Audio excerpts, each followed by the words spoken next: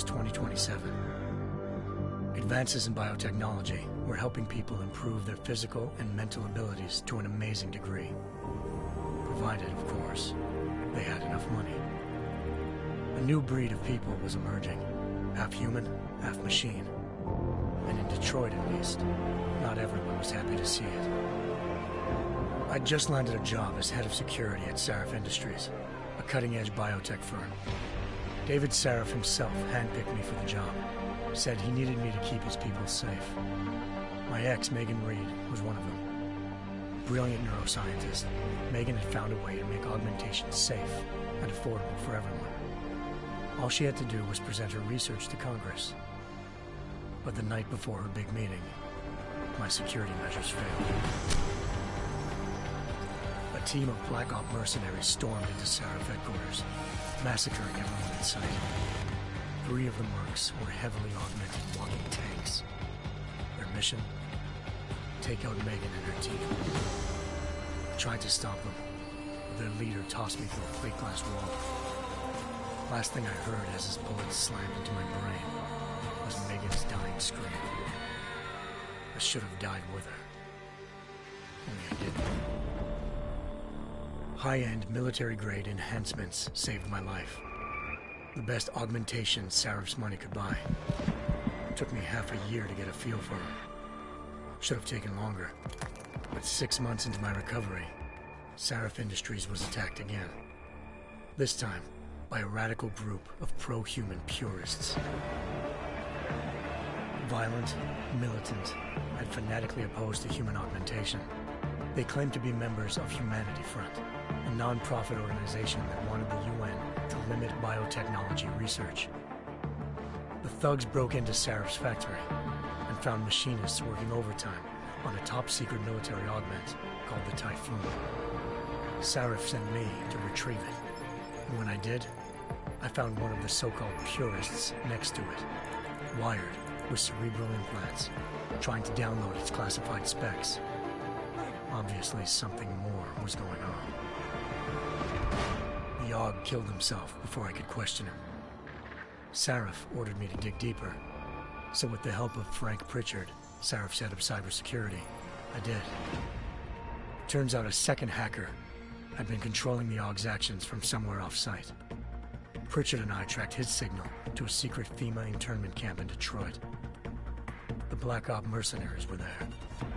The same mercs who'd left me for dead 6 months before.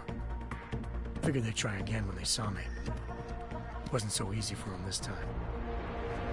I took out the tank named Barrett. Even got him to give me a new lead.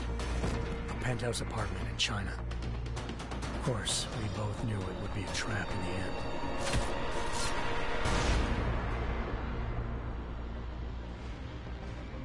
Hengsha Island, China. Home to a city so crowded, they had to build a second city on top of it. Trying to find clues in Hengsha wouldn't be easy. Lucky for me, I wasn't alone. Farida Malik, Sarif Industries' ace pilot, had lived in Hengsha before. A good person to have on your side. She knew enough about the place to get me around. Malik dropped me in the lower city, close to the penthouse Barrett had told me about.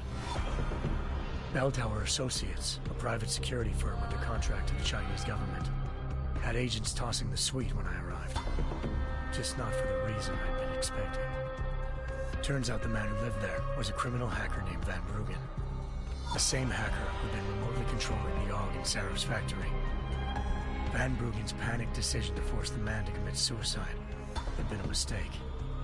Now his mercenary partners were gunning for him, and I needed to find him before they did. Locating Van Bruggen meant playing nice with the Triads, Hengsha's organized crime lords. They had the hacker holed up inside a low-rent capsule hotel. By the time I found him, Van Bruggen had no qualms giving up the woman who hired him.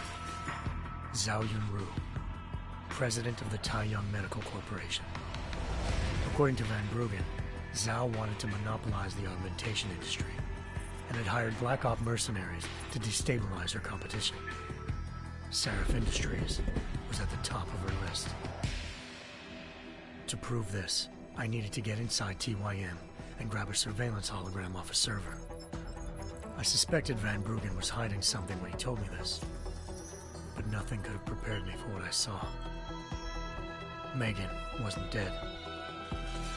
She and her 4 best researchers had been kidnapped, spirited away somewhere while their kidnappers made it look like they were dead.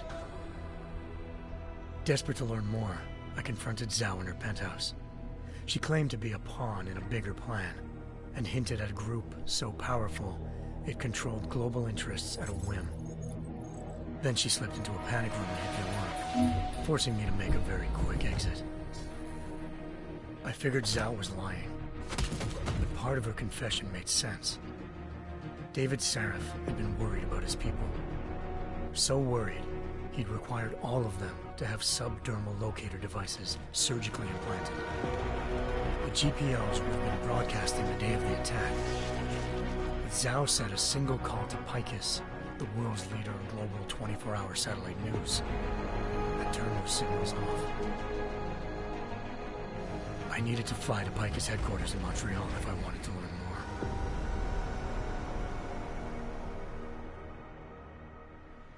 Eliza Cassan, Picus Communications' First Lady of News. Malik thought I was reaching when I told her Eliza was involved in this.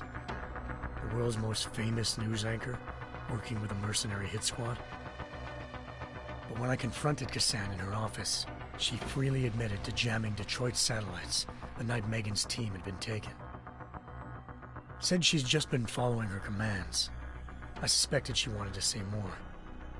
But Black Op mercenaries showed up looking to shut us both down. And just like that, the Eliza I'd been talking to disappeared.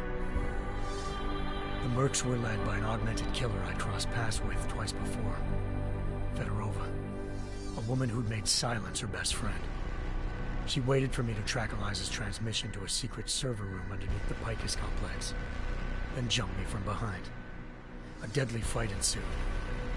I made sure she never moved silently again. With Fedorova down and no one left to keep Eliza quiet, she reappeared. Turns out Picus's First Lady of News wasn't a lady at all. She was a sophisticated AI program, engineered to monitor data streams and control what people believed. Eliza told me the mercs had brought in a Humanity Front doctor named Isaiah Sandoval to remove the scientist's implanted tracking devices while Detroit's satellites were down. She also told me to speak to David Sarif if I wanted to learn more. By the time Malik and I got back to Detroit, tensions between normal and augmented citizens had reached a flashpoint. Riots were breaking out in several cities, and the UN was being urged to intervene. Sarif was trying hard to convince Hugh Darrow, the inventor turned philanthropist who'd once been a leading proponent of enhancement technologies, to help stop a possible regulatory vote. Sarif had a lot riding on Darrow. Megan's discovery would have given millions of people the chance to evolve beyond their normal human abilities, and at the same time catapulted Sarif Industries to the top of the Fortune 500.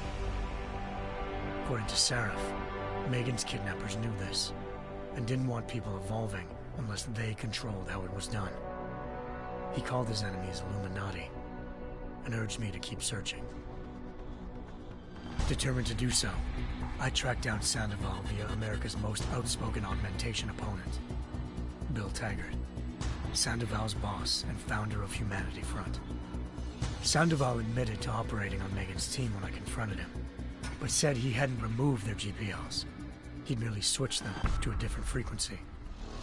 Pritchard was able to trace one of the signals to China. Malik and I immediately took off in pursuit. Unfortunately, the Illuminati were one step ahead.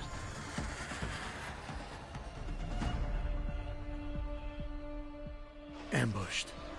Shot out of the sky by Bell Tower Associates, seconds after entering Hengsha's airspace. Malik's piloting skills saved me. After a tense and bitter struggle, I escaped into Lower Hengsha. The tracking signal I was following led straight to the Triads, or more specifically, to the augmented arm of Tong Si-hung, leader of a gang of augmentation harvesters.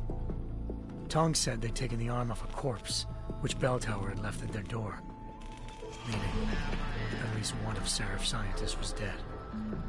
Maybe not the rest of them, though. Tong pointed me to a port used for human trafficking and helped me slip aboard a bell tower ship.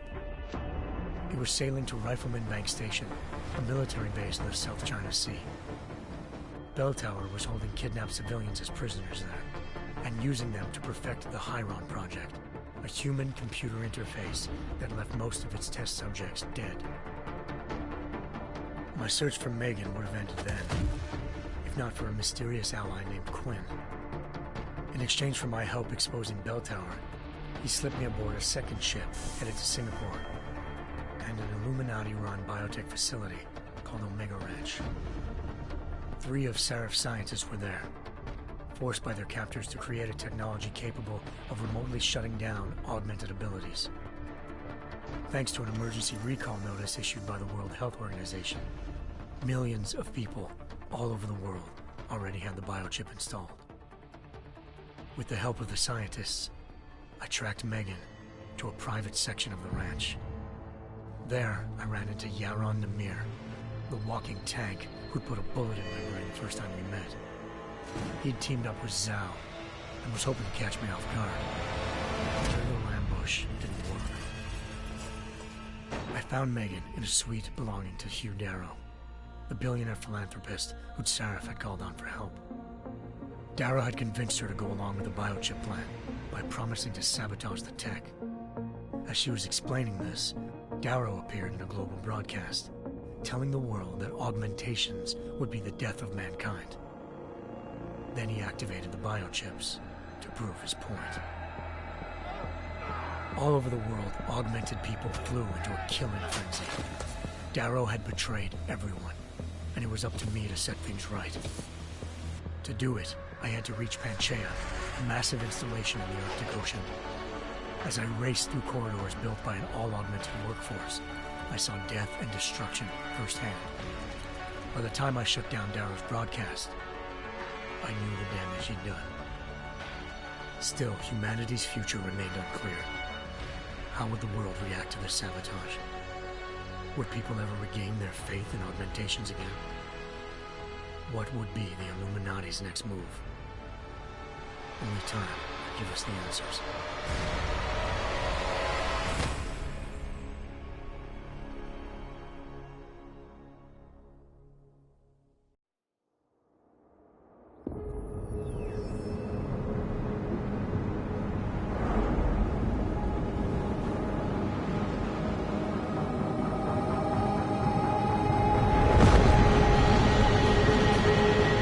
I once thought I could save the world. Now look at it.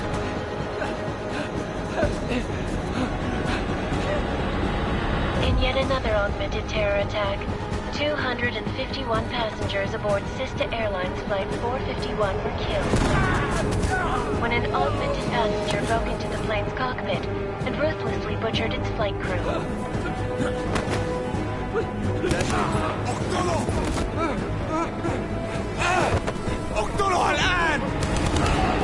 Details recovered from the black box recorder suggest that the man may have been suffering flashbacks to the AUG incident. That horrible day 2 years ago when augmented people all over the world flew into a psychotic killing spree, causing the greatest loss of life in recent history. Sometimes, you just have to let go and embrace what you've become. Not gonna go all wonky on us now, Hansa, are you? Well, if I do, McCready, I guarantee you'll never see it coming. Agent Jensen, am I gonna have a problem with you? No, sir. No reason to assume you would. Good, because you are the only augmented operative on this team, and I intend to make good use of you. Listen up, all of you. We got a sandstorm barreling down our arse and we can't afford to make mistakes. We're going after this man, an arms dealer named Shepard. He's ex-Bell Tower, one of the Special Forces commanders who disappeared during the incident. And he's come out of hiding? That cannot be good. It's not. He's selling weapons and military-grade augments to terrorists. This is Aran Singh, the undercover agent who lured Shepard out of his hole. best UC Interpol's got. For 3 years he's worked hard to get in tight with the Jinn, an Iraqi smuggling cartel that's infected the Eastern Hemisphere like a plague. Last week, our arms dealer sent a message to the Jinn, offering to sell them a shitload of black market merchandise dirt cheap. They told Singh to handle the buy. They're not gonna like it when Interpol disrupts their party.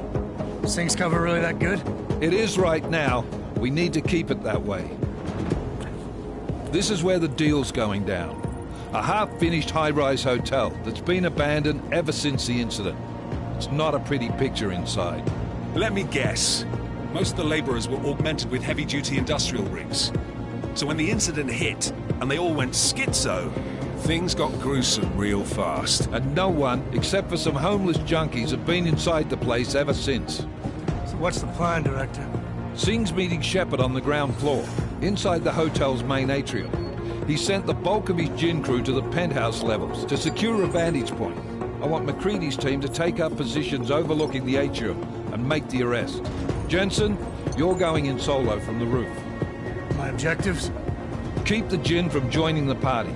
As far as we can tell, only one route connects the atrium to the penthouse level, a halfway decent elevator shaft.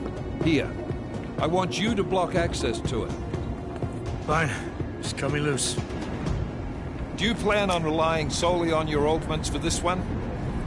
I'd recommend taking a little hardware, just to be sure.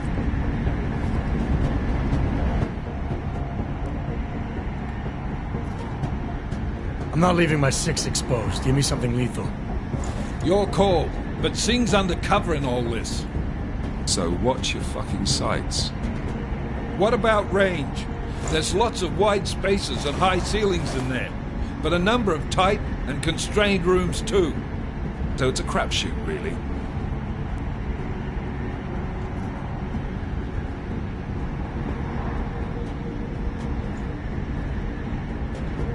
Well, I'm not looking to play dice with anyone in there. Give me something with distance. Your call. Less chance of being seen and compromising Singh that way. One last thing, Jensen. Singh said the Jinn are using some sort of portable Wi-Fi device to boost communications. He's got a better chance of maintaining cover if you disable it. I'll keep an eye out for it. But aren't we on the clock here? You said there's a sandstorm moving in. There is, and we got the intel on this mission at the very last minute, so we're scrambling a little. If it comes to it, your #1 priority is keeping the Jinn out of that atrium. Copy that. Time to put away your heavy thoughts, gentlemen. We're approaching the target building. You're up first, Jensen. Let's do this. Task Force action. This is Knife Leader. Engage Hush drives and descend to Angels 1-5.